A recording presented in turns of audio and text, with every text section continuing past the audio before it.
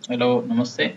कुछ डेटा के बारे में बात कर लेते हैं। मैं जीडीपी के बारे में बता रहा हूँ। जीडीपी ये होती है, जीडीपी वो होती है। सेक्टर्स का क्या कंट्रीब्यूशन है, ठीक है। आप देखोगे विकिपीडिया पे कुछ डेटा दिया हुआ है जीडीपी बाई सेक्टर 13.7, इंडस्ट्री 21.7। ये डेटा गलत है, ठीक है। विकिपीडिया से कभी कभी चीज़ें गलत हो जाती है, ठीक है। बट कुछ चीज़ें सही है। वहाँ 7.4% जो अभी जीडीपी ग्रोथ बताया गया है, ये ठीक है। तो इंडिया का जीडीपी ग्रोथ 2014-15 में 7.4% रहा है, एक तो ये याद कर लो। और इंडिया की जो नॉमिनल जीडीपी है वो 2.3 ट्रिलियन यूएस डॉलर है, ठीक है। ट्रिलियन यूएस डॉलर, ठीक है, ये याद रहेगा। ये दो चीजें आप याद रखो यहाँ से। हमने सेक्टर्स तो देख लिए थे। ये पिछले 10 सालों का जीडीपी डेटा है, ठीक है। 2010-12 सालों का। 2003-4 में 8% थी, फिर 7% थी, ठीक है। तभी आपने सुना होगा, देखो यहाँ पे ग्रोथ रेट देखो, यहाँ लगभग 8% है। और यहाँ आके 2013-14 में ये 4.9 और 4.8% है। तभी मोदी जी अपने भाषण में कहते थे कि 8.4% पे दिया था इस सरकार को, मतलब यूपीए सरकार को 2005-6 में आ गई थी। उस समय 8.4 पे दिया था, मतलब यहाँ इससे पहले आ गई थी। और इन्होंने हमारे को वापस 4.8 पे लाके छोड़ दिया। बहुत सारे रीजंस है, मैं उनमें नहीं जाना चाहता, बट इस तरह से ये लोग पॉलिटिशियंस हमें डेटा याद करने में हेल्प कर देते हैं। अच्छा, उसके बाद आप देखोगे 2005 से लेके, ये याद रख लो आप, चाहे 2005 से लेके 2007-8 का पीरियड था ना, ये गोल्डन पीरियड है। ये देखो पूरा का पूरा 9% प्लस ग्रोथ है। लेकिन 2008 की जो क्राइसिस आई अमेरिका के अंदर, उसकी वजह से ग्रोथ रेट नीचे गिर गई। और फिर अगले 3 साल तक, 3 साल पहले का बेस, 3 साल तक एक स्टेबल एट 8%, 7%, 8%, 8.9% ग्रोथ रही। लेकिन जो ही सेंसस आया, सेंसस के बाद 2011-12 से ग्रोथ रेट एकदम डाउन है। 6.7, फिर 4.5 और 4.9%। इस बार का डाटा 7.6% नई मेथड के हिसाब से जारी कर दिया गया। तो बस यही याद रख लो पिछले 10-12 सालों में कि 2005 से 2007 गोल्डन पीरियड था। 2008 के बाद एक 8% के लगभग वो रहा ग्रोथ रेट इंडिया की जीडीपी। और फिर 2011-12 से खस्ता हालत शुरू हो गई, 3 साल तक, 4 साल तक।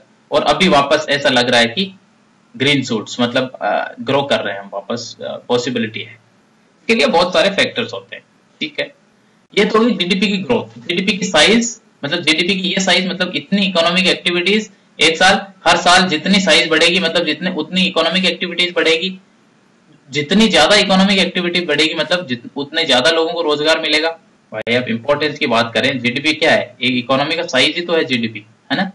इकोनॉमी का साइज, अगर हर साल जीडीपी का ग्रोथ जितना ज्यादा होगा, जीडीपी का ग्रोथ मतलब उतनी ज्यादा नई इकोनॉमिक एक्टिविटीज। नई इकोनॉमिक एक्टिविटीज का मतलब क्या होता है कि उतनी ज्यादा नई चीजें बनानी पड़ेगी, नई चीजें और सर्विसेज, ठीक है। उतनी ज्यादा नई चीजें बनानी पड़ेगी, तो कैसे बनेगी? वो ऑटोमेटिकली पेड़ से तो टपकेगी नहीं। उसको बनाने के लिए आपको चाहिए होंगे लेबर, चाहिए होंगे एक्स्ट्रा लेबर, चाहिए होंगे लोग, चाहिए होंगे, है ना। लोग चाहिए होंगे तो आपका एम्प्लॉयमेंट बढ़ेगा, है ना। जब एम्प्लॉयमेंट बढ़ेगा, मैं ग्रोथ से कनेक्ट कर रहा हूं सब कुछ को, जीडीपी ग्रोथ से। जब एम्प्लॉयमेंट बढ़ेगा, जब एम्प्लॉयमेंट बढ़ेगा तो क्या होगा भाई? एम्प्लॉयमेंट मतलब क्या हुआ? काम करोगे तो पैसा आएगा जेब के अंदर, इनकम आएगी, वेज मिलेगा, सैलरी, अच्छा सैलरी बोल दो, वेज थोड़ा लो लगता है, तो सैलरी मिलेगा, जेब में पैसा आएगा। जब एक्स्ट्रा पैसा आएगा, लोगों के पास एक्स्ट्रा इनकम होगी, एक्स्ट्रा पैसा आएगा, तो उसको लोग खर्च करेंगे। कहाँ खर्च करेंगे? एक तो सबसे पहले बहुत बढ़िया सा एक स्मार्टफोन लेके आएंगे, ठीक है, स्मार्टफोन लाएंगे। फिर बहुत सारी ख्वाहिशें जिंदगी की जो कॉलेज ईयर्स की है वो सब बच्ची बुच्ची पूरी करेंगे, है ना।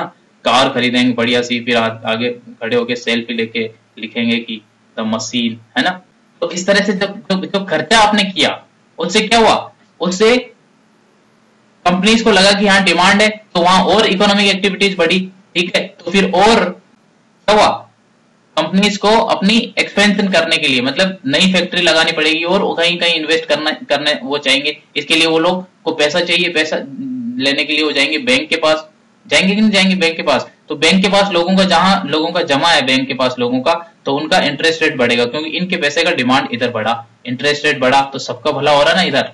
बहुत सारी चीजें, तो ग्रोथ से बहुत सारी चीजें रिलेटेड है। ग्रोथ से इन्फ्लेशन रिलेटेड है, ग्रोथ से आपका एम्प्लॉयमेंट रिलेटेड है, ग्रोथ से आपकी लोगों की एंगेजमेंट, मतलब एंगेजमेंट दोनों वाली एंगेजमेंट रिलेटेड है। ज्यादा लोगों की नौकरी मिलेगी तो ज्यादा शादियां होंगी, ज्यादा शादियां होंगी तो ज्यादा लोग गहने और ये सब खरीदेंगे, ज्यादा गहने खरीदेंगे तो क्या होगा? इकोनॉमिक एक्टिविटी बढ़ी तो ना इम्पोर्ट करना पड़ेगा और इंडिया की जो फॉरेन एक्सचेंज रिजर्व है ना उसके ऊपर इम्पेक्ट डालेगा। तो ये सारे कनेक्शन है, ग्रोथ से ही कनेक्शन है, ठीक है। जीडीपी का एक बहुत इंपॉर्टेंट कनेक्शन है, वो है गरीबी से। देखो, अगर आप तेंदुलकर कमेटी के हिसाब से 2011-12 में देखोगे तो भारत में 269 मिलियन, मिलियन बोले तो 10 लाख, ठीक है, मतलब 27 करोड़ लोग, 26.9 करोड़ लोग गरीब थे, एक्सट्रीमली पुअर थे इंडिया के अंदर, ठीक है। ये डेटा को आप ग्रोथ रेट से कनेक्ट करो। एक रिपोर्ट थी, उन्होंने ग्रोथ रेट से कनेक्ट किया है, E&Y की रिपोर्ट है, साइट अर्नेस्ट एंड यंग। ये कहते हैं अगर 9% से ग्रो किया भारत, कब 2014 से 18 के बीच, अगले 4-5 साल में अगर 9% से ग्रोथ किया तो हम गरीब लोगों की भारत में संख्या को घटा के 17.7 करोड़ पे ले आएंगे।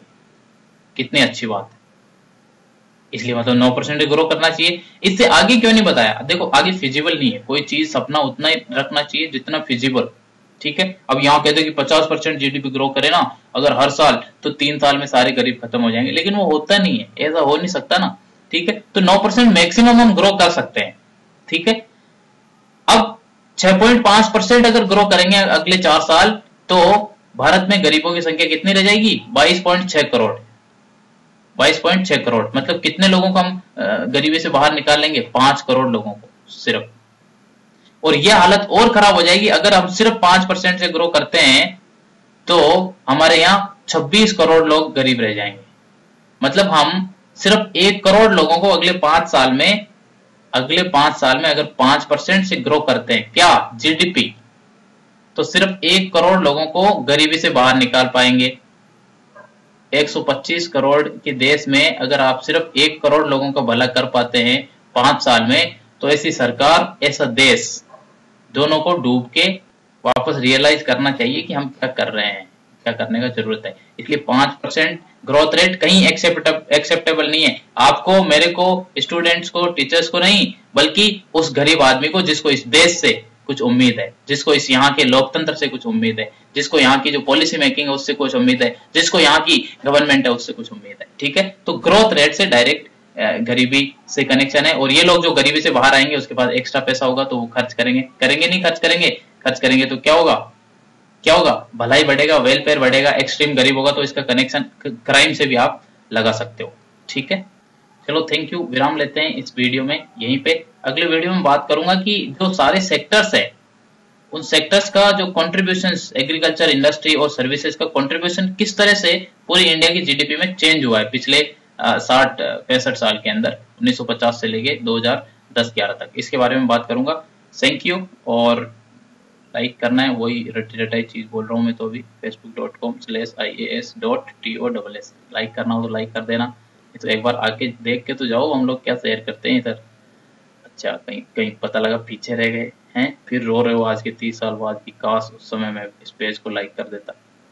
चलो, okay, bye bye, thank you. Subscribe कर दो, ठीक है। बहुत सारे वीडियोस, अच्छे वीडियोस, और करंट अफेयर से रिलेटेड भी वीडियोस मैं डालते रहता हूँ, करंट इश्यूज से रिलेटेड, तो समझ में आ जाएगा। कुछ समझ में आए, कुछ नहीं समझ में आए, इससे अच्छा तो समझ में आए ना। चलो, ओके, बाय बाय।